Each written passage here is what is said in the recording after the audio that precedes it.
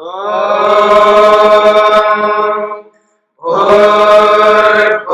स्वः तत्सवितुर्वरेण्यं भर्गो देवस्य धीमहि धियो यो नः प्रचोदयात्।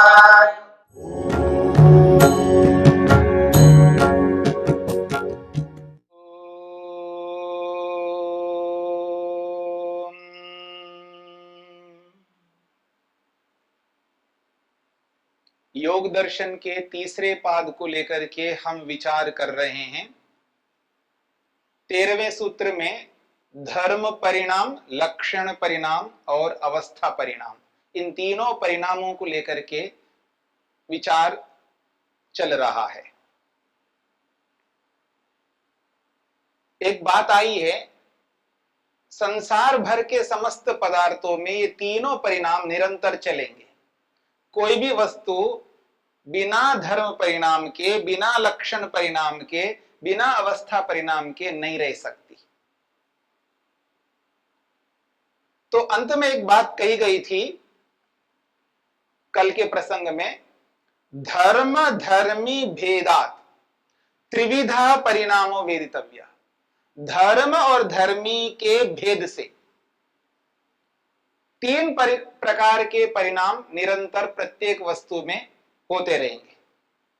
तो धर्म और धर्मी, पहले भी संकेत किया था, गुण और गुणी, धर्म और धर्मी। शब्दों में अंतर है, अर्थ में कोई अंतर नहीं है। गुण गुणी कहो, उसी को धर्म धर्मी कहो। धर्म धर्मी या गुण गुणी एक ही बात है। तो धर्म धर्मी भेदात, कुछ तो धर्म है और कुछ धर्मी है। धर्म जिसमें रहते हैं वो है धर्मी। तो धर्मी को अलग देख लीजिएगा और धर्मों को अलग देख लीजिएगा। अलग का मतलब है बुद्धि से देखना, याद रखना। धर्मों को और धर्मी को जब हम अलग करते हैं, ये बुद्धि से करते हैं, दिमाग से करते हैं, ज्ञान के स्तर पर करते हैं। वस्तु के स्तर पर बाहर ऐसे अलग अलग नहीं कर सकते। कोई ऐसा आज तक नहीं हुआ, ना आज कोई हो रहा हो, ना आगे कहीं होगा, ऐसा नहीं होगा। अग्नि को अलग कर दे, उसकी गर्मी को अलग कर दे, हीट को अलग कर दे और फायर को, अग्नि को अलग कर दे, उसकी लपटों को अलग कर दे और अग्नि को अलग कर दे, बाहर स्पष्ट रूप से अलग कर दे। उसके रंग को, उसके कलर को अलग कर दे, उसके प्रकाश को अलग कर दे और अग्नि को अलग कर दे। कभी आपने देखा? यानी वस्तु को अलग कर दे, उसके गुणों को अलग कर दे, ऐसा नहीं हो सकता। तो ये जो अलग किया जा रहा है, धर्मों को अलग रूप में देखा जा रहा है, धर्मी को अलग रूप में जो देखा जा रहा है, ये बौद्धिक स्तर पर देखा जा रहा है, बुद्धि के स्तर पर देखा जा रहा है, ज्ञान के स्तर पर ये अलग किए जा रहे हैं।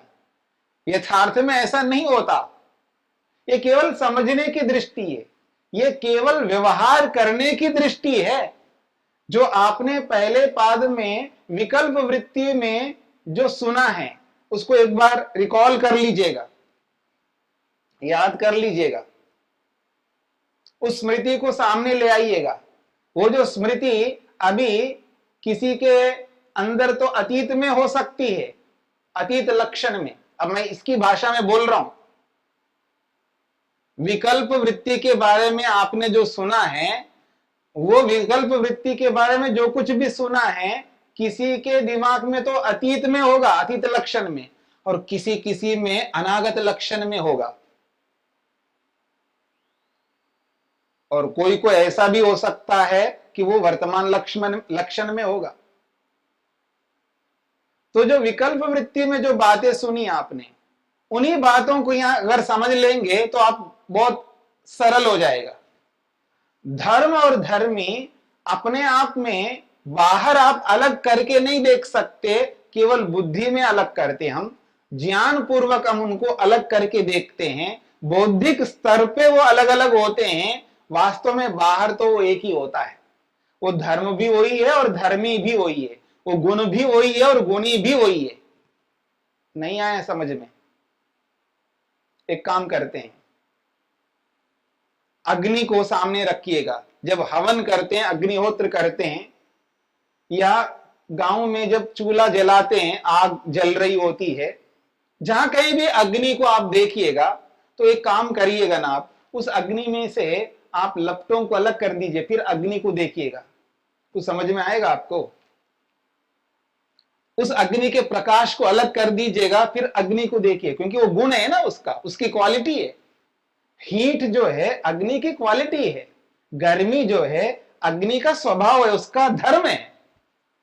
तो उसके एक एक धर्म को, एक एक गुण को, एक एक क्वालिटी अलग करते हुए देखिएगा, फिर वो अग्नि क्या बचेगी वहां पर? फिर वो कुछ नहीं बचेगी वहां पर।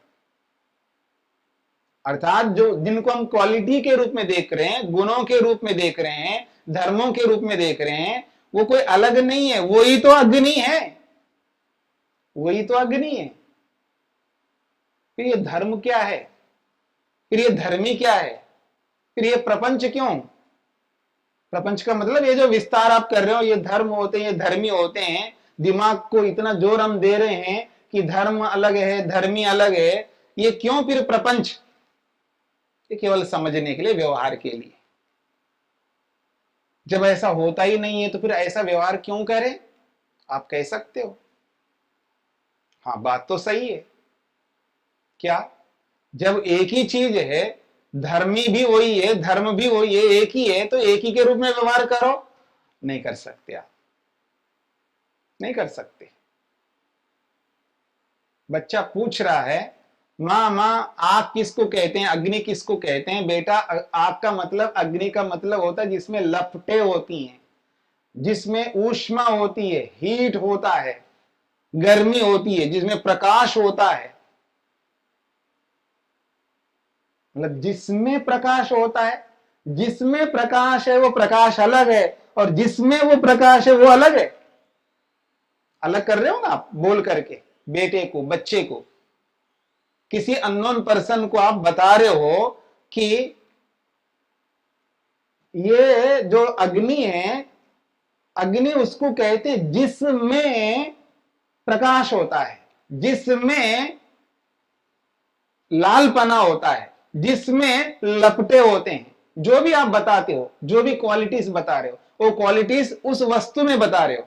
इसका मतलब क्वालिटीज अलग हैं, धर्मी अलग है, यानी वस्तु अलग है, ये तो बोल रहे हो आप? नहीं जी, ऐसे ही बताओ। जब अलग है ही नहीं तो वैसे अग्नि, हाँ तो समझा दो बच्चे को।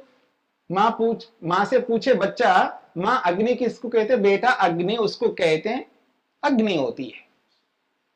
हाँ, अग्नि उसको कहते हैं जो अग्नि होती है।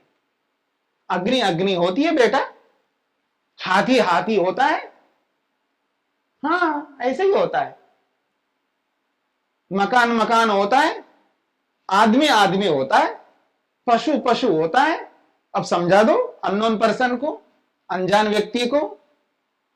अपने आप को भी समझा लेना, जिस वस्तु को आप नहीं जानते हैं समझा लो आप। सॉफ्टवेयर किसको कहते हैं? सॉफ्टवेयर सॉफ्टवेयर होता है, हार्डवेयर हार्डवेयर होता है। समझाओ अपने आप को। नहीं समझा सकते, किसी को नहीं समझा सकते, खुद भी नहीं समझ सकते। इसीलिए समझने के लिए उस वस्तु को बुद्धि में दो बनाने पड़ते हैं, एक को दो बनाने पड़ते हैं। यही तो विकल्प है, इसी को विकल्प वृत्ति कहते हैं। और ये मिथ्या भी नहीं है, याद रखना, क्योंकि मिथ्या तो बिल्कुल होती नहीं, ये तो है, बिल्कुल मिथ्या में नहीं जाता है।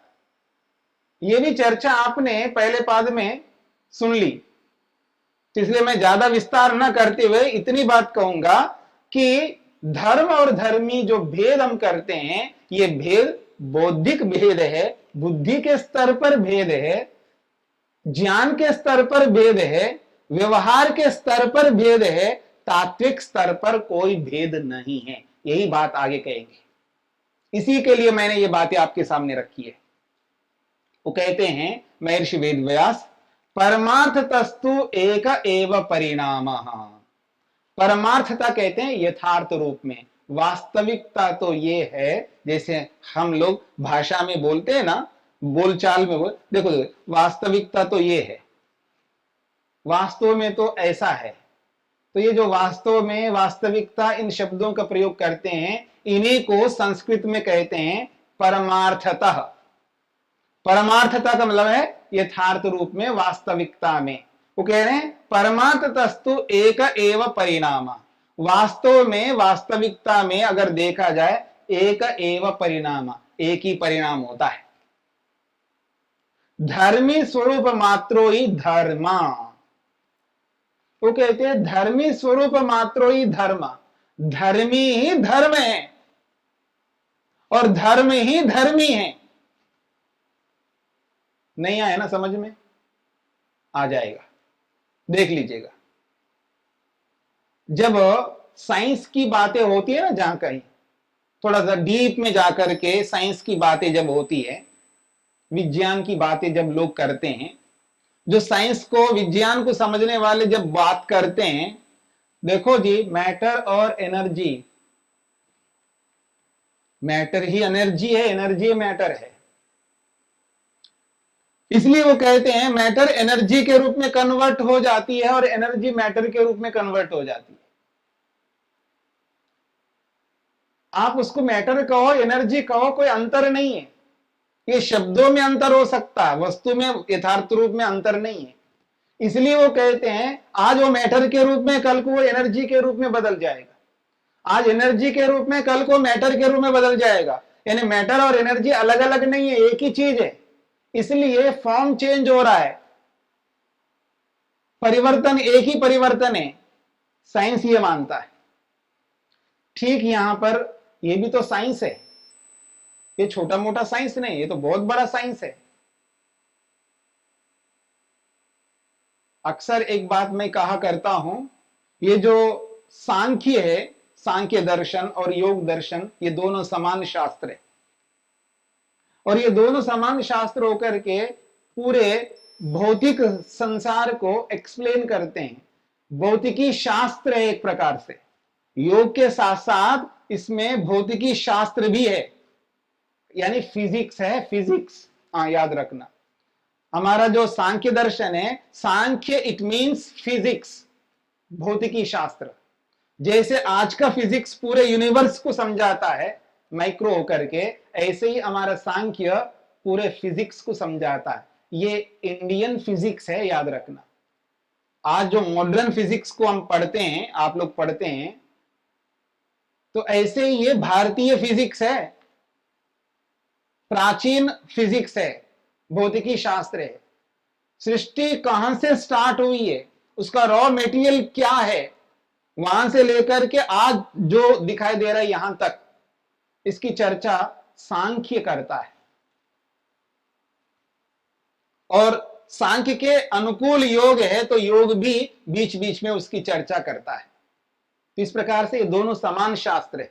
कहते परमार्थता, वास्तव में तो देखें तो एक एव परिणाम, एक ही परिणाम है। धर्मी स्वरूप मात्रो ही धर्म, धर्मी ही धर्म है। धर्मी कोई अलग नहीं है और धर्म कोई अलग नहीं है। धर्मी विक्रिया एव एषा धर्म द्वारा प्रपंच्यते इति। महर्षि वेदव्यास स्पष्ट शब्दों में कह रहे हैं, धर्मी विक्रिया एव एषा धर्म द्वारा प्रपंच्यते।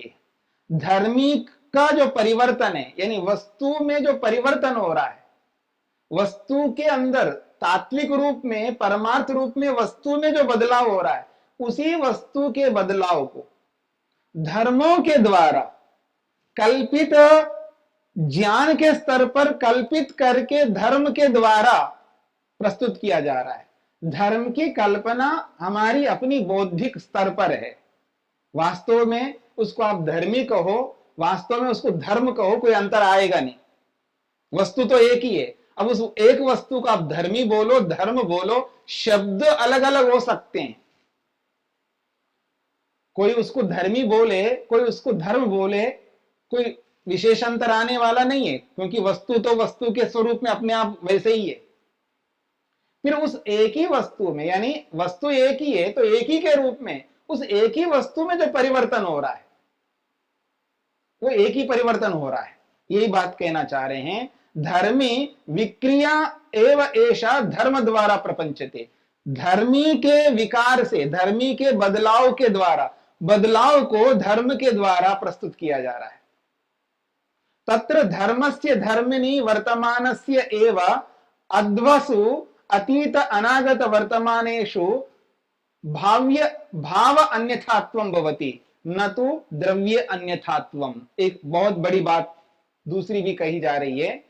कह रहे हैं धर्मस्य धर्मिणी वर्तमानस्य, धर्मिणी वर्तमानस्य धर्मस्य, धर्मी में वर्तमान धर्म का, जो कि अध्वसु, जो कालों के साथ युक्त है। कौन से काल हैं? अतीत अनागत वर्तमान काल, भविष्यत वर्तमान और भूत, इन तीनों कालों में भाव अन्यथात्वम भवति, केवल भाव मात्र बदलता है, न तो द्रव्य अन्यथात्वम, द्रव्य में कोई बदलाव नहीं होता। भाव और द्रव्य थोड़ा दोनों को समझना है। द्रव्य में परिवर्तन नहीं होता का अर्थ है द्रव्य का जो मूल स्वरूप है उसमें कोई चेंज नहीं होता।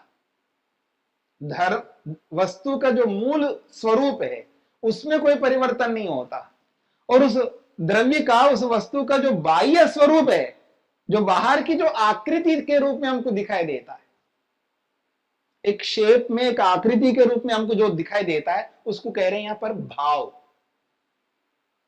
और जो वस्तु है, वो वस्तु चीज जो है, द्रव्य है, उसको द्रव्य के रूप में प्रस्तुत कर रहे हैं। वो कहना चाह रहे हैं भाव अन्यथात्वम भवति न तो द्रव्य अन्यथात्वम। द्रव्य में बदलाव नहीं होता, द्रव्य तो सेम टू सेम वैसा का वैसा रहेगा, एज इट इज रहेगा, पर भाव में बदलाव होता है। भाव का मतलब आकृति, बाह्य स्वरूप। आप इतना समझ लीजिए ना, एक आंतरिक स्वरूप, एक बाह्य स्वरूप। ये शब्द भी बौद्धिक शब्द हैं, बुद्धि में होने वाले शब्द हैं, क्योंकि इसी के माध्यम से हम व्यवहार करते हैं। देखिए, एक बात समझने का प्रयत्न करना, दिमाग में और बातें लाकर के इसको, और अपने हाथों से इसको और क्लिष्ट मत बनाना, कठिन मत बनाना। शब्द ऐसे आ रहे हैं ना आपके सामने कि भाव बदलता है, द्रव्य नहीं बदलता, तो कई बार और शब्द मन में ला करके इसको और कठिन बना लेगा व्यक्ति। कुछ कठिन बनाने की आवश्यकता नहीं है, बस केवल इतनी बात समझना है कि ये जो द्रव्य है, वो जो द्रव्य है, द्रव्य का जो स्वरूप है, उसका जो नेचर है, उसका जो स्वभाव है, वो एज इट इज जैसा वैसा ही रहेगा। लेकिन उसकी जो बाह्य स्वरूप है, बाह्य स्वरूप का मतलब उसकी जो आकृति है, उसका जो शेप है, जो दिखाई देता है हमको, उस शेप में तो बदलाव होता है, पर द्रव्य में, द्रव्यपन में कोई बदलाव नहीं होता। बस इतनी सी बात समझनी है। उदाहरण देंगे तो आपको स्पष्ट हो जाएगा। और ये उदाहरण मेरा नहीं, महर्षि वेदव्यास दे रहे हैं, और ऐसा उदाहरण दे रहे हैं जो आप सबको समझ में आएगा, आपके साथ जुड़ा हुआ है। और एक बात बीच में ये भी याद रखिएगा, जो भी उदाहरण दिया जाता है, उदाहरण ऐसा होना चाहिए जो सबको समझ में आ जाए। सामान्य जनजीवन में जीवन यापन करने वाले व्यक्ति से लेकर के जो विशेष जीवन यापन करता है ना व्यक्ति, हाई फाई में जो जी रहा व्यक्ति, उसको भी समझ में आ जाए।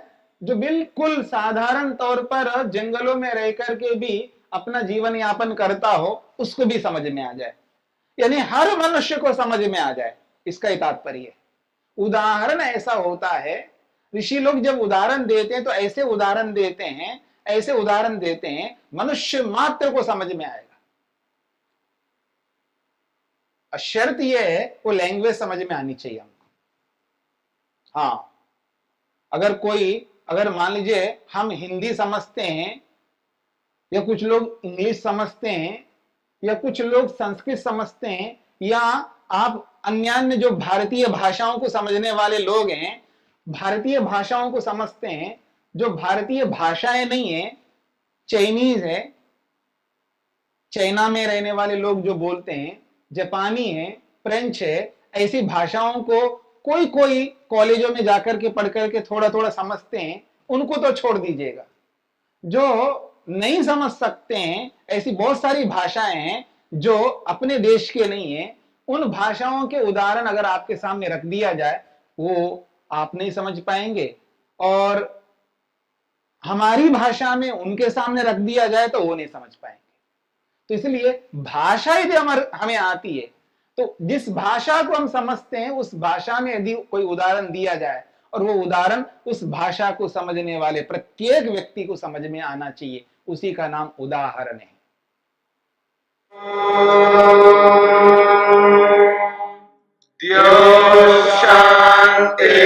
शांतिरंतरिक्षं शांति पृथिवी शांतिरापः शांतिरोषधयः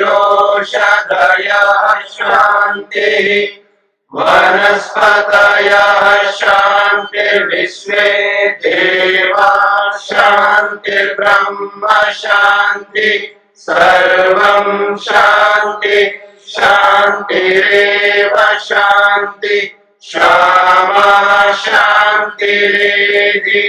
ओम शांति शांति शांति।